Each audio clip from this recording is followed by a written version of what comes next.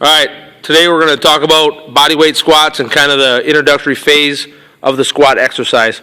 The first thing we want to show you today is oftentimes when people start to squat, they tend to break at the knees first and come forward. You can see Mike right there, his heels are coming off the ground. That's the incorrect way of squatting.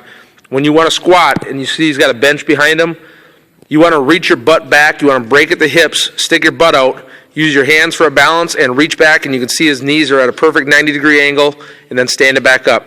And he's just going to come down, he's going to touch his butt to the bench and back up. His back is flat, his eyes are up, his chin is up, his spine is in one straight line, going down, knees 90 degrees, and back up.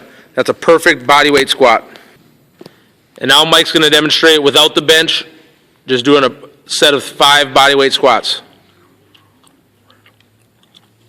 Getting his butt down nice and low, keeping his chin up, heels are on the ground, he's reaching back with his butt. Perfect form. Good job. Okay, now Mike is going to demonstrate with a band. You can see if he's going to take the band off. Go ahead and take the band off your head. Okay, he just puts it on his knee, he takes the band, he steps through, puts his feet shoulder width apart, arch of his feet, brings the band up over his head, stands it back up, gets his arms through, and then he's going to do a perfect bodyweight squat again with a little bit of resistance. Go ahead. Coming down, back up. Down, back up. It's adding minimal resistance, but it's a good introductory. Takes you from the bodyweight squat into the bar squat, and then the bar squat would obviously be the next phase. Okay, now Mike's going to get into the squat rack and do a bar squat. Okay, the first thing he's going to do is he's going to walk himself into the bar.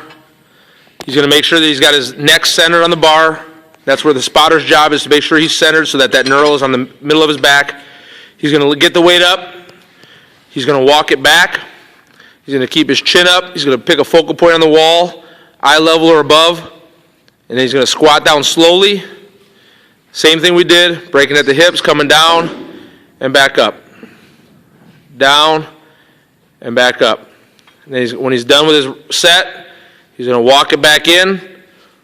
Spotter will make sure that he has it correct, and he'll set it down.